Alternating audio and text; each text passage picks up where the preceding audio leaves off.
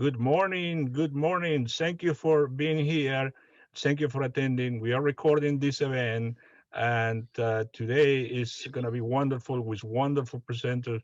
We have local celebrities here giving us everything they have. So, on this first workshop of the day, we have Steve Tinter with Cook Brothers Design, Build, and Remodeling. He's going to talk to you about choosing the right contractor and remodeling mistakes to avoid. So please welcome Steve. Take it away. All right, thank you very much. I'm going to go ahead. I know it's the first session of the day, and so people are going to continue to join us. Hopefully, here, they've with the virtual platform, they've kind of limited my time, so I want to make sure I get to everything. So I'm going to go ahead and get started. I'm going to go ahead and share my screen here. Give me 1 second, and Jorge, can you see my screen now? Did it come up for everybody? Should have the cover page for my presentation. Is that correct? Yes. Correct. We're good to go. Want to make sure. Okay. Well, so as I go through my presentation here for everybody, keep in mind, on a virtual platform, this is the first year we've done this. I've taught this class for the home show many years in person, and I'm usually a little more interactive. I like asking questions of the group. We don't really have the functionality to do that here with a virtual group. So I'm going to go through my presentation. If you do have questions, somebody will be monitoring the chat feature. While I'm giving my presentation, I can't see the chat feature, so I can't see questions that pop up, so I can't address them as they come up. So we will have a session for question and answer at the end. I'll try to get to all the questions, and if I can't get to them in time for for our meeting here, I will in the chat box they're going to post up. I have another Zoom meeting set up for after this. So if I don't get to your questions and you want to chat a little more, once you log off of this meeting, you can log into the other Zoom meeting. I will open that meeting as soon as I log off of this one, and I'm willing to stay as long as anybody has for questions on anything about the remodeling process or anything. So just to introduce myself again, like Jorge said, my name is Steven Tinter. I'm the general manager of Cook Brothers Design, Build, Remodeling. I've been working with Cook Brothers for 28 years. We're a design build company, and we work pretty much exclusively in Arlington here, renovating single family homes. So I've spent pretty much my entire adult life renovating homes here in Arlington County. So I'm going to, like I said, the topic that I'm going to teach a class here on today would be choosing the right contractors and remodeling mistakes to avoid. I focus more, I've pared this presentation down a little bit to the choosing the right contractor portion. So that's what I'm going to focus on. So let me go through and get started here. So, wouldn't it be easy for us to be able to hire a contractor and know who the best person to hire would be if this is what pulls up in front of your house when you have a meeting? So, here we've got Chuck in a truck. With our jobs are never on time and always on budget. You'd be like, yeah, I don't think I want that guy, right? I always find it amazing that general contractors are almost always in the top list of complaints to the Better Business Bureau and other consumer advocacy groups. And everybody pretty much has heard of someone who's had an experience, nightmare experience remodeling, where a job's taken, should have taken 3 or 4 months and it winds up taking a year. And the top 2 complaints in these consumer advocacy groups about contractors is primarily that they're always over budget and they take longer than promised. To complete your project. Yet this is what you get when you call a contractor. Everybody pulls up in a nice clean truck. Oh, Ace's Remodeling, sir. We're always on time and always on budget, right? That always on time and on budget has become kind of a platitude within our industry.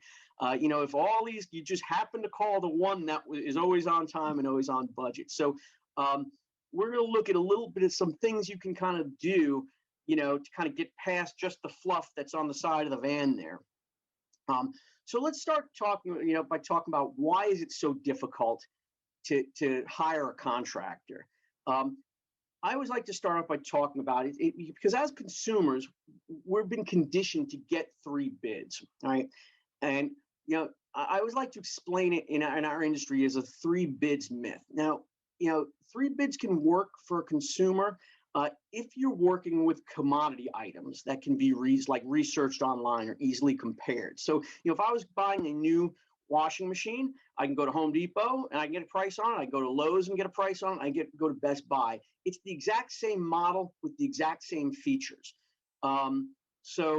And I can get three bids on that to make sure I'm getting kind of the best price, and I can go to Consumer Reports and read about the different models. But in remodeling, what you have to understand is that you're asking someone to give you a price on something that doesn't exist. So as you're talking to somebody, here's what you're describing to them. And then you get your three little contractors here, and one is thinking straw, one is thinking wood, one is thinking brick. Now, you get three bids right here, and you're getting three very different bids on that project based on just communication and what one person heard versus another person heard.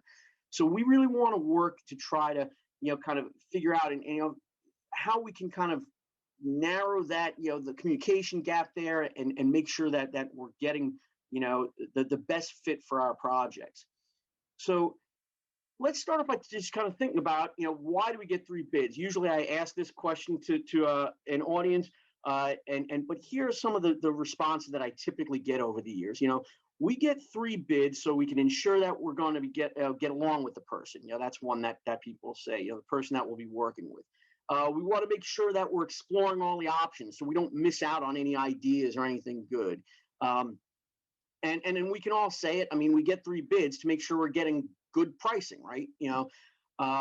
That's always the last one everybody says, but I'm pretty sure that's up pretty high on their list of why you get three bids, right? But what it all really boils down to, if you kind of take all these answers and say, well, what do they all have in common? Why do we subject ourselves to the pain of trying to meet with three contractors, find three that'll show up on time and all that? What it all boils down to is, we're trying to reduce risk, right? That's why we get three bids. We want to reduce the risk that we're going to get along with that person, or that the person's going to be a jerk and we're not going to be able to work with that person. We're reducing the risk that we miss something and a great idea that somebody might have had, and then we're reducing the risk that we're going to get kind of the screws turned to us on the pricing. So how do we reduce risk? And it's when it comes to hiring a contractor, I see people kind of throw a lot of common sense sometimes out the windows. But reducing risk, what it all boils down to is that really specialization is what we do to minimize risk.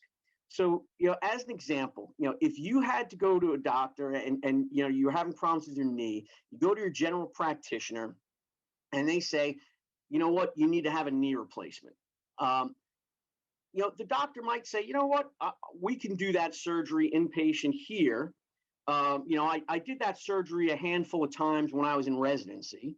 Or you can go to a specialist that's done that surgery hundreds and hundreds of times for every one time that general practitioner would do it. Well, who would you choose? You obviously are going to go to the specialist, right? And why do you do that? Well, because the specialist, that's all they do, right? It doesn't mean that the general practitioner can't do that surgery, that he's not qualified to do that surgery. It means that there's someone else that might be better qualified, and that this person, the specialist, knows what they're looking at when they're looking at x-rays and things like that. Now, the same principles really apply when you're looking to hire a remodeling contractor. Keeping in mind that we can never eliminate risk, right? There's always a risk even if you go to the specialist to have your knee replaced, there's always a risk that something goes wrong or something gets missed. So what can we do to minimize risk when we're looking to hire a remodeling contractor? So we're going to look at a number of different things. The first thing that you really want to do is, make sure what are wants versus, what are your needs? Really know what you want in your project. What is it that you're trying to accomplish? Is it that, I talk to people a lot and they'll say, well, we just don't have enough space. Well, okay, let's dig a little deeper. What kind of space? Is it bedroom space? Is it living room? Is it your kitchen's too small? So really know what those things are. Knowing what wants versus needs are also a good thing to give information to somebody to be able to kind of break down, some pricing for you. So that, sometimes things that you think are wants or needs rather become wants when you put a price tag on it. So understanding that and knowing that yourself, you're the one that's going to have to drive that. So kind of breaking that down up front is important. I think it's also very important, when you're talking to somebody, ask for pricing breakdowns so you can have options and really understand what the costs are and how you can control them. Now, I'm not saying that you want to ask a contractor for, well, how many 2x4s are you going to use for this job and what's the cost of those and things like that. I'm talking big picture. So, if it's like, well, we really want to have outdoor living space, but, we're not sure what to do, so deck versus screened-in porch versus patio.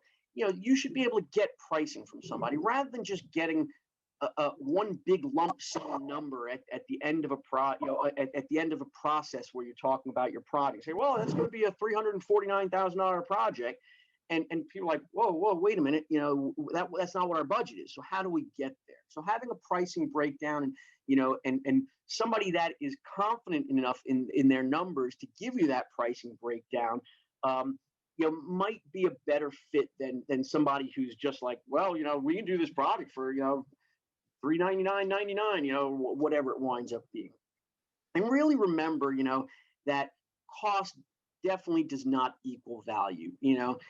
Everybody says it, but sometimes it's hard, when you're getting multiple bids on projects, you can get them all over the place.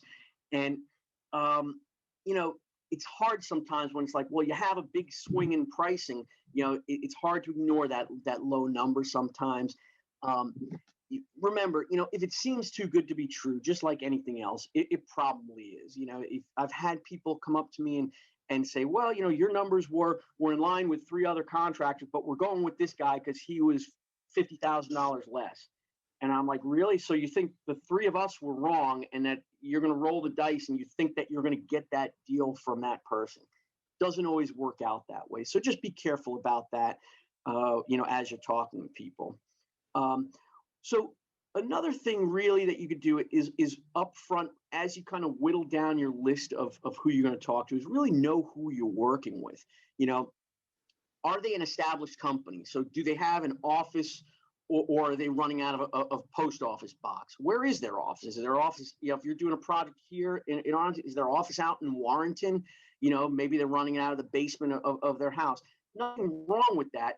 But again, when you're talking about minimizing risk, if you're talking to somebody who has an office here in Arlington where you're going to be doing your project, it's probably a lower risk than working with someone whose office and their staff and their support staff is 45 minutes or an hour away from your project. Again, do they have a staff or they're working out of their truck? I know plenty of sole proprietors that work out of their truck and they do good work. But, if you have a need during that project and you're reaching the only way you reach that contractor is on their cell phone and they're out swinging a hammer during the day and you can't get a hold of them, that might be something that could impact, kind of how successful your project is. Now, the last 2 things I've got here, what do they do and how do they do it? If you kind of pinned me down and said, look, Steve, I'm meeting with a contractor next week and I only have, 10 minutes to meet with that contractor. What's the one question that I should ask that contractor in hiring them? The simple question that I would ask would be, what exactly is it that you do? Right now, so if you asked me, what is it that Cook Brothers does? I'm not trying, it's not supposed to be an advertisement for Cook Brothers, but again, for me, I would tell you that Cook Brothers specializes in renovating single-family homes in Arlington County. Right, it's very concise what we do, and I know what we do, and it's very, we've made decisions about what we do and what we want to do. We don't say, well, we remodel houses in Northern Virginia, Maryland, and DC, or we won't tell you that, well, we do, 60% of our work is renovations and 40% of our work is new homes. Or I don't say, well, we do bathrooms and kitchens and basements and whole house remodels. And, so We renovate single family homes in Arlington County. So again, if you're talking to somebody that does all these different things and somebody who has a very narrow scope of what they do, and that's what you're doing, then you, that might that company might be a better fit for you. So again, like if you called Cook Brothers and said, "Hey, I've got a bath remodeling project. I just want to gut my typical 5x8 Arlington bath." I get calls like that. I get them on my website all the time, and my response to people is like, "We're not the best fit for you. We have a design staff and there's overhead in our company. We're just not set up to cost effectively produce a project like that." So I'm going to tell you that up front. There are a lot of companies that are like, they won't do that. They kind of spread themselves thin. They'll take whatever work they can get. And again, where the risk is with that is if, you've got your, $20,000 bath remodeling project going on with them and they sign up a million project, um, where is their interest going to lie there? And what are their systems geared towards? So again, what do they do and how do they do it? I think are two very important questions to ask, people. Now we can dig a little bit deeper. You can, before you even call people, kind of checking people out. So, we have a number of different resources available to us in today's day and age, um, where we can look at, online sources like Yelp, Checkbook, Angie's List, Google Review, and things like that. I mean, those are kind of an initial kind of level that you can look at. I'm not a big fan of using those. I mean, I use them for one thing. And again, all of these points are things that, kind of tools you can have in your own toolbox, and you can start there. But, you also have to understand, like some of those websites, there really is no mechanism. You're getting one side of the story, good or bad, right? Google reviews, even if you log on and you look at Google reviews and everybody's got all 5-star ratings, okay, that's a good sign. You'd rather go with that company than somebody who has like 3 5-star ratings and 1 1-star rating, because there might be some risk there. But you also have to understand with a lot of those online services, they are not there as consumer advocacy groups. They put themselves forward as that, but what they're there to do is sell advertising. So even websites like House or things like that really is like, well, how innocuous is House? It's a great resource. We can look at all the free pictures from all over the country. We can get ideas and make idea books and stuff, which if you haven't looked at House, I think it's a great resource for you. However, when you search for companies on House, you're going to get a biased list of people who advertise with House. I get solicited by them all the time to become a paid advertiser. And you can always see it. And they put the little star on the bottom or something that says sponsored advertiser. So are you really getting a unbiased opinion by going to House, right? They don't really make it very clear. They don't hide it, but most people don't realize that, some of those groups, you just won't show up on their searches if you're not paying them. You get buried. And that, that they're in business too. I understand that. Now, next level up on the online, Better Business Bureau. People are always like, oh, you have to be, go to the Better Business Bureau. Again, they come off as a consumer advocacy group, and I think they are a little more than some of these other groups maybe. But the reality of the Better Business Bureau is that anybody can file a complaint about any other company at any time. And what winds up happening is if you file a complaint with the Better Business Bureau, if you came off of this meeting and you called the Better Business Bureau and said, hey, I didn't like the Cook Brothers presentation at the Arlington Home Show, I want to file a complaint, they would take that and they would contact me and they would say, dear Cook Brothers, we've received a complaint about your company and we find it within our jurisdiction to arbitrate that to successful resolution between you and the other party. And they'll do that for a fee. And by the way, if I join the Better Business Bureau, I get a discount on that service. The reality is that they have absolutely zero jurisdiction. They're not a government run, business or a government run agency or anything like that. They have zero jurisdiction to get involved, in disputes, and they can report what they want or what they can't, or what they don't want to put up there. And, like I said, I have a perfect, I can tell you in 28 years of working with Cook Brothers, I think we've had 2 complaints with the Better Business Bureau, and I've responded to them both by saying your facts are wrong that you're sending me, and that you have no jurisdiction. I'm not going to pay you to arbitrate this because you have no jurisdiction. And I have an A+ rating with the Better Business Bureau. I mean, there's no, nothing will show up. So again, if there are complaints, or if they have an A+ rating, I'm not saying discount that. But again, it's just one piece of the puzzle that you want. You don't want to put all your eggs in one basket when you're doing this type of research with everything that's available to us. So again, those are good starting points. But, I really think the best place to check out a contractor, if you really want to weed through all the kind of, the online junk, is the DPOR, the Department of Professional and Occupational Regulation. So they are a state-run agency here in Virginia, and they track and manage all professional licenses. Again, this is their website. So you can go to any company that's got a professional license, all the way down to like your barber. I mean, they have licenses to become a barber, and you can they have a license lookup tool, and it'll give you a lot of information. And why is this important? Well, there are actually over 40 types of contractor licenses that are here in Virginia that you can get. The 3 main ones that you're going to look at are going to be a Class A license, Class B, or a Class C licensed contractor.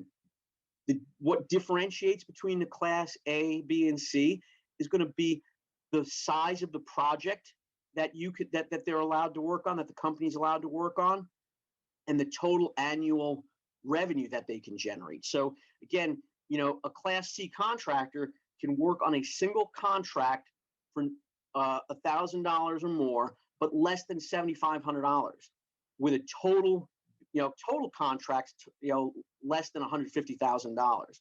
So if you have a $200,000, $200,000 addition that you're doing, a Class C contractor legally can't take that on.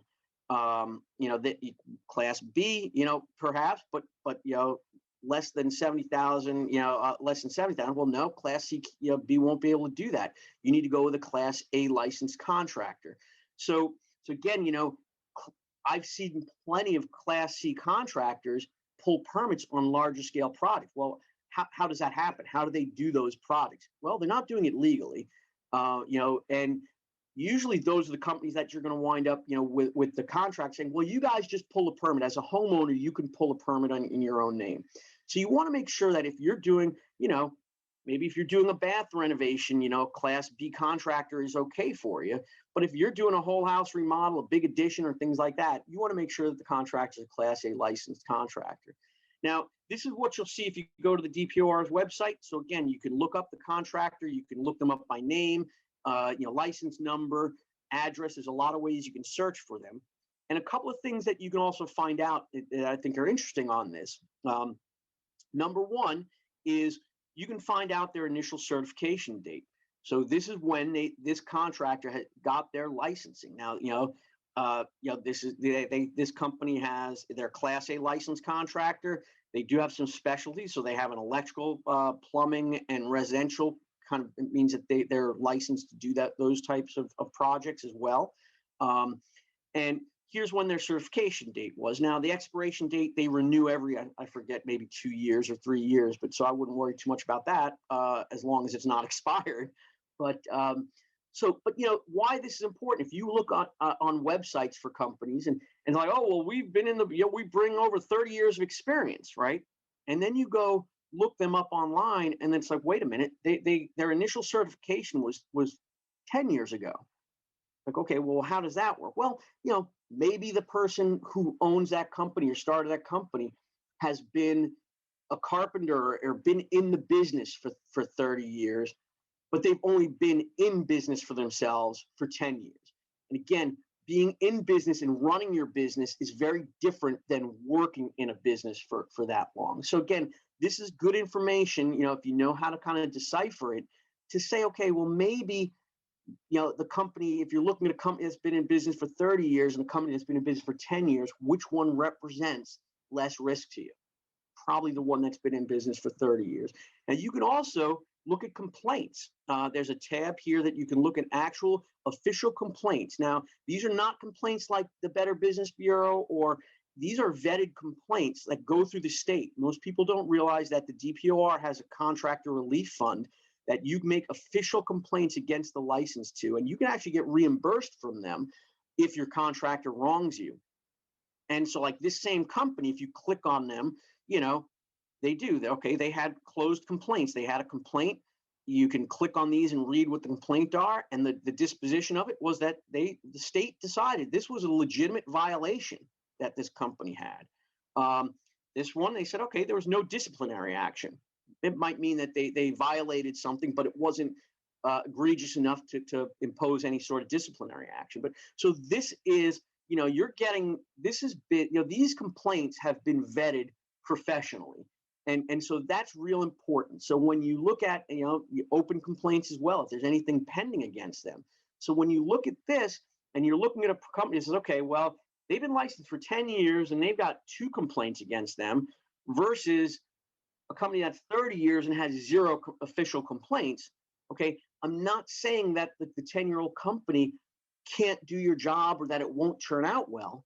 But again, minimizing risk, which one is going to give you less risk? So I think this is an excellent tool that a lot of people don't use, and you can kind of, definitely use this in vetting your contractors. The other thing you want to look at is, are they qualified? Certifications. Are they qualified for doing the work that you're doing? EPA, lead paint certifications. Like I said, what type of license they have and those types of things. You want to look at what type of insurance they have. Everybody says, well, do you have insurance? I get asked that question all the time. And it's kind of like, well, yes, I have insurance. Very few people ask me what kind of insurance, okay? Because there are very different. Yeah, of course I got insurance. I got insurance on my truck that's sitting right out there, no problem. Well, that doesn't help you when I'm working on your project. Liability insurance, workers' compensation, an umbrella policy. Most people don't realize workers' compensation insurance, if you're a company, if you have less than 3 employees, you legally don't have to, have workers' compensation insurance for your company. And that's a fairly expensive coverage. But, why do you want it? Well, because if you don't have workers' comp, then as a company, that company is shifting that risk to you. So if one of the workers gets hurt on that job site to the point that they can't work anymore and they hire a lawyer, well, they're looking for somebody with deep pockets, and they're not going to look for the homeowner, but they're going to look to your homeowner's insurance policy and say, well, it was your fault. You guys provided an unsafe, situation for my client to work. And so again, digging a little deeper, making sure that they have the coverages to cover what you want to do and what you're working on. Also, do they have something to lose? Like I said, a company that has an office and a reputation and those types of things has a little bit more to lose than just chucking a truck who can reopen a new company with a new name after a certain amount of time if something goes wrong. Also, one of my pet peeves, whenever you see everybody's advertising, oh, we're bonded and insured. Bonded, I always say, is baloney. In residential work, nobody is bonded. You're bondable, meaning that you have a net worth and you can get. Bonding is just an insurance policy that you buy. Nobody carries bonding like an umbrella bonding policy. It's required mostly for commercial and government work. So I always say, yeah, you know what? If they're really pushing that as like, oh, this is a great benefit to using our company, it's probably because they don't have a whole lot else to offer. Kind of a fake it till you make it type of thing. And again, same thing. If it seems too good to be true, it probably is. Now let's talk a little bit about references. References are definitely something that can differentiate one contractor from another. But what do you look at with references, right? So there's a couple things that you can dig a little deeper to figure out, which contractor might be the better fit or give you less risk, right? First one, and I don't have it on here, but what's the source of the reference? If you're walking your dog and you see a job sign out in front of one of your neighbor's houses and you knock on that door, whether you know that neighbor or not, and you get an unsolicited reference, right? You just knock on the door and say, hey, I see, contractor ABC is working on your house. What do you think? That's going to be different than a contractor that gives you 3 references that they cherry pick, right? They're not going to give you somebody that they think is going to say something bad about them. So unsolicited references are great. If you see that company around the neighborhood, that, again, that could be a way to minimize risk. How many references they provide? If you ask for references and they give you 2 or 3 people versus a company that gives you 30 people, maybe that company has a little less to hide than than the company that gives you 2. Again, it doesn't mean that the company gives you 2 is a bad company, but again, we're looking at how do we differentiate. One of the greatest things I always tell people, I think, is really, ask for repeat clients. So if you're doing a large scale project, ask a contractor, hey, you know what? I don't want just any references. Send me clients that you've worked with once, and you disrupted their lives for however many months in your process, and then they had another project, and they came back to you again because they were so happy. So not many contractors can provide repeat references. Like I said, I go to a lot of houses and meet with a lot of people that I can tell that there was a job done once before, and I'm like, wow, that kitchen's beautiful. Who did that for? And they're like, oh, contractor ABC did that. And I'll say, oh, well, you're calling them back for this project? No, it turned out well, but and there's always a but. So repeat clients are always a good question to ask people.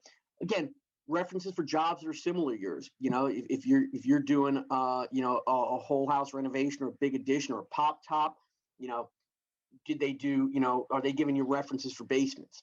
All right, maybe their systems work well for basements, but they won't translate over to when you got to set tarps on a house to keep a house dry, during the rainy season when you tear the roof off it.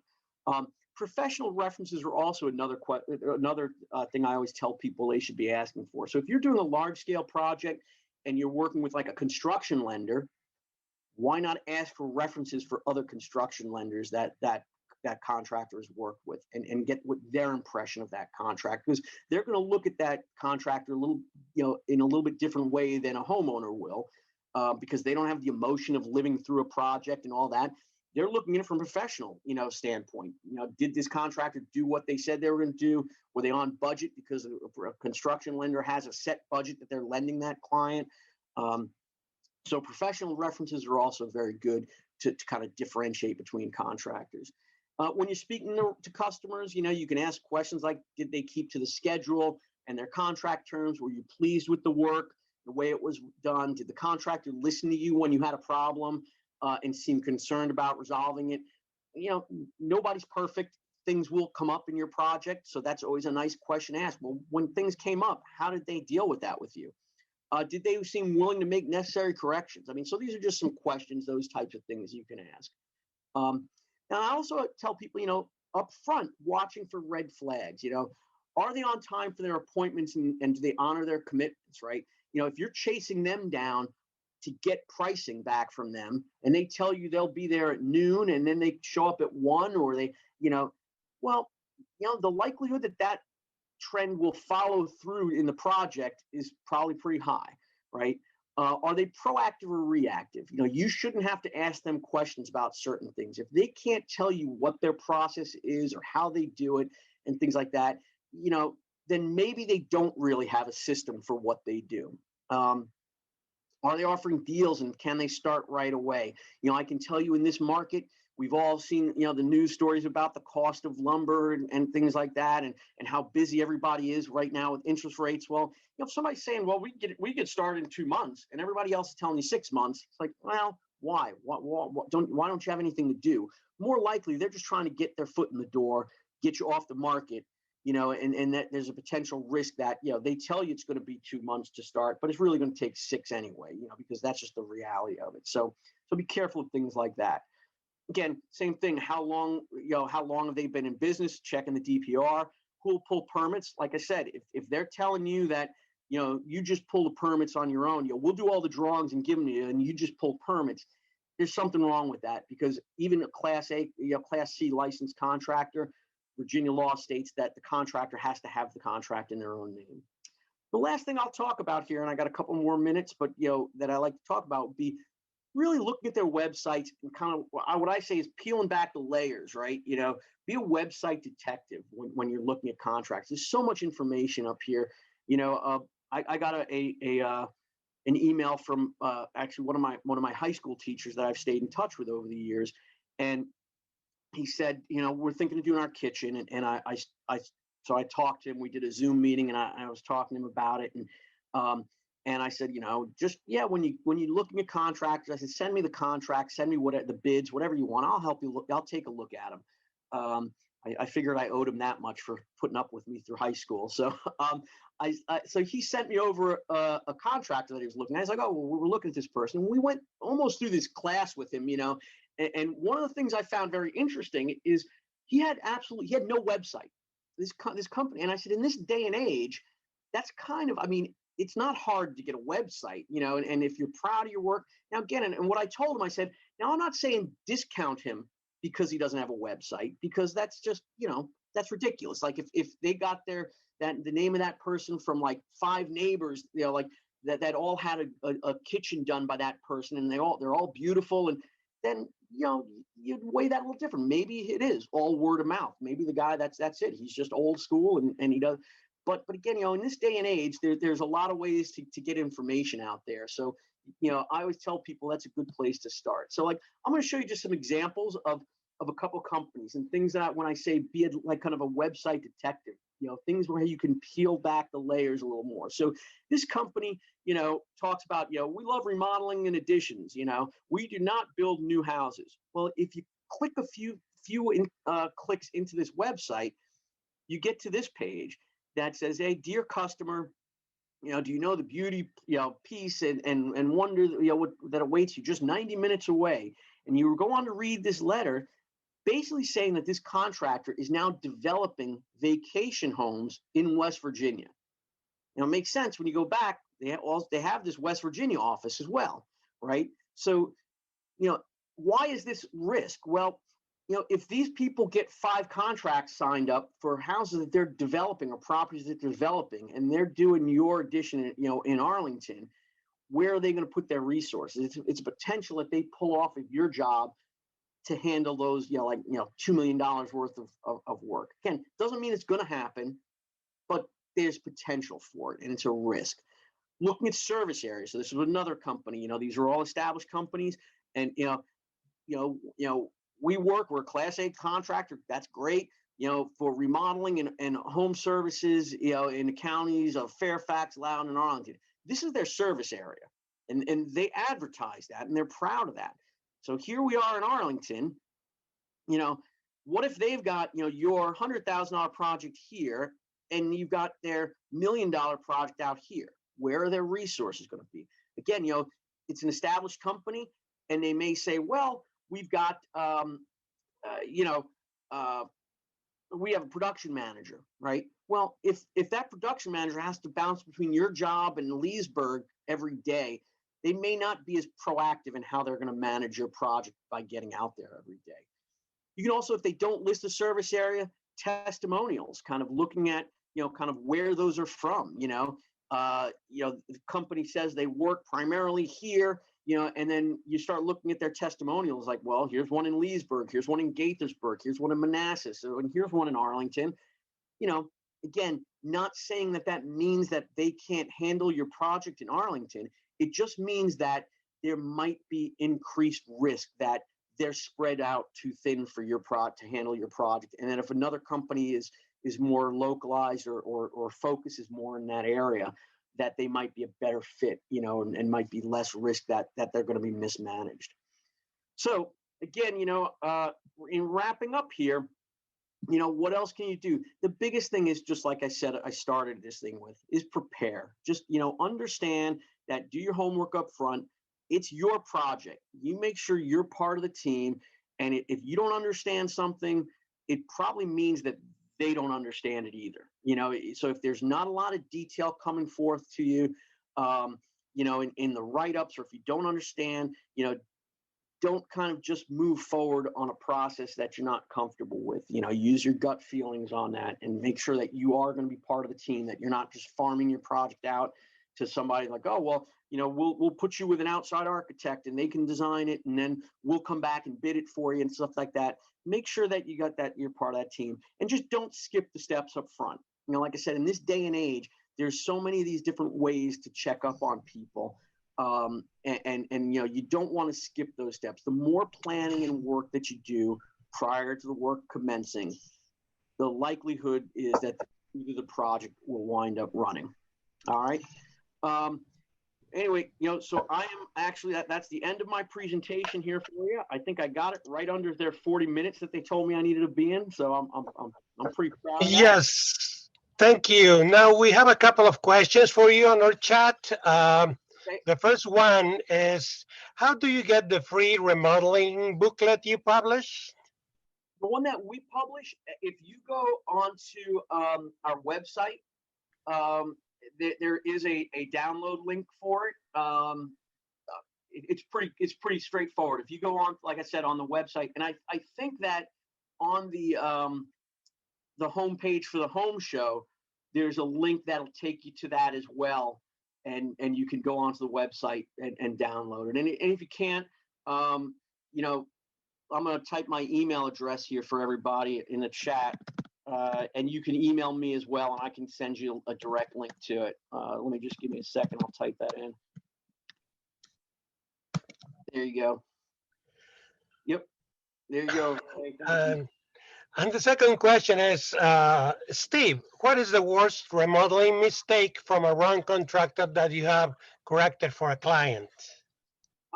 That's an excellent question, and I can tell you that there are none, because I typically will not go back on a project that started, and that's the biggest risk that you have, is that there's so much liability that I get called all the time to look at projects, say, oh, well, our contractor's been working on this project for 6 months now, and or a year, and he told us it'd be done in 5 months, and we're just done. And the problem becomes, and I'm like, well, where is it? Where's the project? And they're like, well, we're, all we need, the drywall's hung, we just need the cabinets installed and this.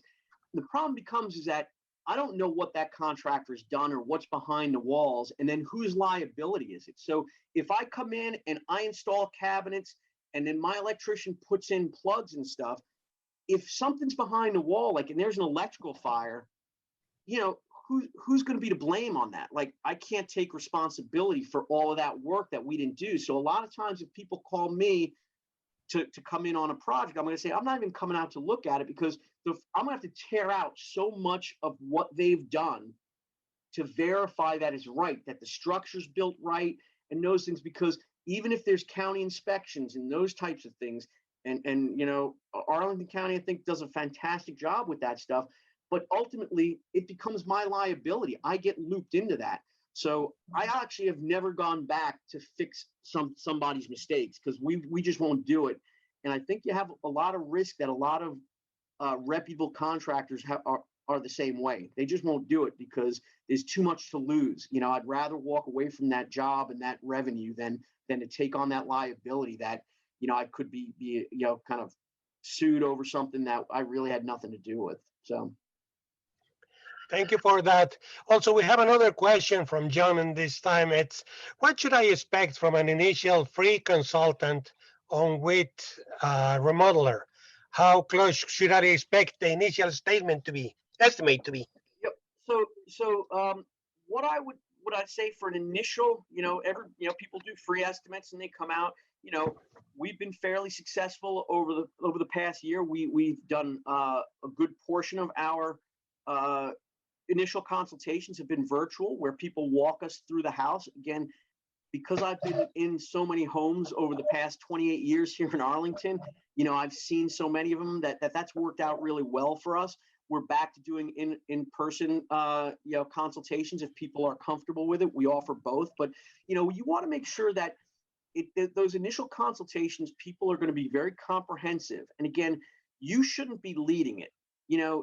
One of the red flags and one of the things that I always look at is how proactive the contractor is. So they should be getting the information from you that they need to do their job. So if you have to be the one to tell them what how you want things done, and bring up all these different questions, that's kind of a red flag. But at the end of a consultation, like for us, what we try to do is understand what your wants and needs are, and then kind of give you this shopping list of different prices. Now, I can't give you a full firm fixed bid price on a project until it's been designed, but we can give you estimates that should be reliable for you. I mean, because we, you know, as a general contractor, I know you're relying on those numbers to make decisions, not only on who to hire, but whether you're even going to do the project. So it does me no good to tell you a project's going to be 100,000 if I think it's good, you know, really think it's going to be 150,000, because I'm going to have to get you there at some point, and it's going to be a miserable process for me to get you, you know, 50, you know, up to 150,000 if you only had $100,000 budget. So again, you know, most reputable contractors, you want to make sure that, you know, that they have a good track record of their estimates kind of being, you know, being reliable for you. Thank you for that. Also, does your company do work on condos? We do not. Like I said earlier, you know, we specialize in single family homes, and that's important. And people ask us sometimes why, and it's like, well, there's a lot of different logistics when we work on condos, you know, where you've got, you know, we got to place dumpsters in common areas, and we have to, you know, maybe walk from, you know, where we can put trash, or how do you get materials delivered, you know. So we don't typically work on condos because our systems and our training for our employees, everything really is centered around single family homes. Okay, thank you. Since we're running out of time, I'm going to have one more questions, and everybody can find the link of a Zoom that where they can speak to Steve directly. He's going to be available after this one. But the last question will be, where can I find a list of contractors to get an estimate for my house? Well, that's a good question. You know, like that'd be a good website, you know, to just kind of hit the button and say, you know, here's my, you know, unfortunately, like I said, with most of those companies, you're getting the sponsored, the list of sponsored people that are in there. So, you know, I don't know that there's really any one source. You know, I think in this market, especially if you're here in Arlington, the best way to do it and to compile a list is checking your neighborhood, drive around, you know, and what you'll see is there are some contractors that you'll see their signs up right in front of the house, and grab their literature and say, okay, who is this, you know, who's doing the work here, and you see who's in the neighborhood. You'll see a lot of contractors, there's no sign in front, and you have no way of knowing who they are, and you don't know whether that's intentional because they just want that anonymity because they might be there for a year, or if they just are not, they don't advertise that way. You don't know, but you might want to discount those companies. I think in this day and age in the market, I think another good resource are some of the online, not the companies like Angie's List and those types of things, but you know, places like Nextdoor, or, you know, going to your civic association. They have sometimes they have listservs and asking, you know, hey, look, I'm looking to do a front portico. You know, has anybody had any experience with anybody? Because then you're getting, again, you know, you're casting a wide net to start kind of, you know, getting your list of initial people to look at, and it's you know, you're not asking contractors to give you references. You're looking for unsolicited references one way or the other. So I think that's a good way to, you know, to kind of start compiling your list as well.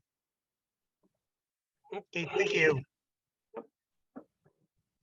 So yeah, I will. I'm going to go ahead. Like I said, once we're done here, and kind of they're using this same chat room, I think, for their Zoom links for the next class. But if anybody has any further questions, like I said, they've posted the Zoom link up. I will go in there and I'll keep it open for a while, you know, and you know, if anybody has any questions, go ahead.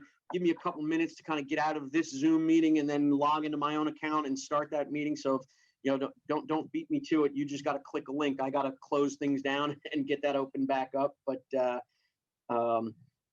somebody just came in and asked if they could see the conference since the beginning. I think that these were recorded and they are going to stay live on the Home Shows page for 6 months. And then I was actually talking to them. Cook Brothers also has a YouTube channel that we just started, I think, over the past 2 months, where I've made a number of videos, and I'm going to actually get a copy of this class, and I'm going to link it up onto our YouTube channel as well. that might take a week or two. But I think right after the home show, all these classes will be live right on the home show's webpage. Same place you went to log into this. Is that That's right? correct. An applause for Steve, and thank you so much for participating. Thank you, Hector, for the questions. Thank you. Renee is behind everything of these, running the show. And Steve, please come back and see the video again. If you know your friends, tell them about it. We're going to have it in the video vault here at the Arlington Home Show and Garden Expo. And if you have more questions for Steve, he is in the his landing page here. Look at his exhibit, and you're going to get his nice booklet there, so you can download it there. So thank you, everybody. Renee, let's go to the next one. Thank you Thank all. you.